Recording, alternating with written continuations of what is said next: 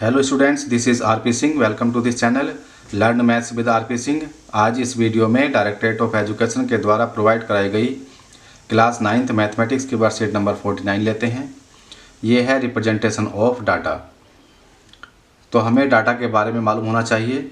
Example के माध्यम से समझते हैं। पहला एग्जाम्पल है marks of 30 students of class 9th obtained in a test of 50 marks are given below. Class 9th के स्टूडेंट्स का 50 मार्क्स का टेस्ट हुआ। क्लास में 30 स्टूडेंट थे। उन्होंने जो जो मार्क्स प्राप्त किए वो यहाँ पर लिखे गए हैं। तो इस तरह से जो मार्क्स लिखे गए हैं, इसमें अगर हम मालूम करना चाहते हैं कि मिनिमम मार्क्स कितने हैं या मैक्सिमम मार्क्स कितने हैं और उनकी रेंज कितनी है, तो इस तरह से लिखे मार्क्स में ये बात पता करना मुश्किल हो जाएगा। तो इस तरह से जो डाटा, जो इन्फॉर्मेशन कलेक्ट की जाती है, उनको हम रॉ डाटा कहते हैं, क्योंकि हमने इन मार्क्स को वैसे का वैसे ही लिख दिया जिस तरह से हमें प्राप्त हुए। तो इससे मीनिंगफुल इन्फॉर्मेशन लेने के लिए या इसको अच्छे से समझने के लिए हम क्या करते हैं, इनको असेंडिंग या डिसेंडिंग ऑर्डर में लिख लेते हैं। तो हमने इन नंबर्स को असेंडिंग ऑर्डर में लिखा। सबसे पहले सबसे कम मार्क्स, उसके बाद उससे ज़्यादा मार्क्स, उसके बाद उससे ज़्यादा मार्क्स और सबसे अंत में, सबसे लास्ट में मैक्सिमम मार्क्स। तो इस तरह से हमने इनको असेंडिंग ऑर्डर में अरेंज कर लिया। डिसेंडिंग ऑर्डर में भी अरेंज कर सकते हैं। यहाँ पर हम देख रहे हैं कि लोवेस्ट मार्क्स यहाँ पर 2 हैं और हाईएस्ट मार्क्स यहाँ पर 41 हैं। यहाँ पर ये उल्टा लिखा हुआ है। Here we can easily see that the lowest marks are 41 and highest marks are 2। ये उल्टा हो गया। लोवेस्ट मार्क्स यहाँ पर 2 हैं और हाईएस्ट मार्क्स हैं 41। अगर हम इन दोनों का डिफरेंस लें, highest value and lowest value, तो वह रेंज कहलाती है। तो यहाँ पर रेंज हो गई 41 minus 2 is equal to 39. For better understanding and to draw more meaningful and purposeful information from the data, we can arrange it in the form of a table which is called ungrouped frequency distribution table. In data से और meaningful and purposeful information लेने के लिए इनको हम एक table के form में लिखते हैं। इसको हम अनग्रुप्ड फ्रिक्वेंसी डिस्ट्रीब्यूशन टेबल कहते हैं। तो इसके लिखने के लिए क्या करा हमने, यहाँ पर मार्क्स लिखे, यहाँ पर टैली मार्क लगाया और यहाँ पर नंबर ऑफ स्टूडेंट्स, जिसको हम फ्रीक्वेंसी कहते हैं। इस तरह से टेबल बना ली। जो जो मार्क्स मिले थे वो हमने नोट कर लिए। 2 मार्क्स आए हैं, 5 भी आए हैं, 12, 17 इस तरह से, और लास्ट में 41 ये मार्क्स आए हैं। इनको हमने लिख लिया। अब हम यहाँ पर टैली मार्क्स लगाएंगे। जैसे कि यहाँ पर पहला नंबर 2 है, तो 2 के आगे हमने एक निशान लगाया, फिर 2 के आगे लगाया, फिर 5 के आगे लगाया, फिर 5 के आगे लगाया, फिर 12 के आगे, 12 यहाँ पर 3 है तो 3 लगा लिए। इसके बाद 17 इनको लगा लिया, टैली मार्क्स लगा लिए। अब इनको काउंट करेंगे। ये हमें ध्यान रखना होता है, जैसे कि 19 में है, 4 मार्क्स लगाने के बाद में जब 5वां मार्क लगाते हैं हम, तो उसको हम डायगनली लगाते हैं, डायगनली। तो इससे एक बंडल बन जाता है 5 का। काउंट करने में आसानी होती है। तो यहाँ पर इन सबको हमने काउंट कर लिया।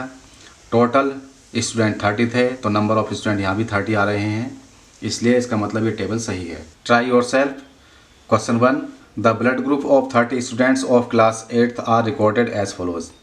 क्लास 8th के 30 स्टूडेंट्स लिए, उनका ब्लड ग्रुप यहाँ पर दिया हुआ है। यहाँ पर हम देख रहे हैं blood group A, B, O तथा AB हैं। Represent this data in the form of frequency distribution table. यहाँ भी हमें फ्रिक्वेंसी डिस्ट्रीब्यूशन टेबल बनानी है और ये बताना है कि which is the most and which is the rarest blood group among these students. कौन सा ब्लड ग्रुप सबसे ज़्यादा स्टूडेंट्स में है और कौन सा ब्लड ग्रुप सबसे कम स्टूडेंट्स में है। इसकी टेबल अलग से बनाते हैं। तो यहाँ पर हमने पहले क्वेश्चन के लिए टेबल बनाई है। यहाँ पर ब्लड ग्रुप, यहाँ पर टैली मार्क और यहाँ पर नंबर ऑफ स्टूडेंट्स हैं जो कि फ्रिक्वेंसी को रिप्रेजेंट करेंगे। तो ब्लड ग्रुप A है, B है, AB है तथा O है। तो इनके आगे हमने निशान लगा लिए हैं ये और इनको काउंट किया।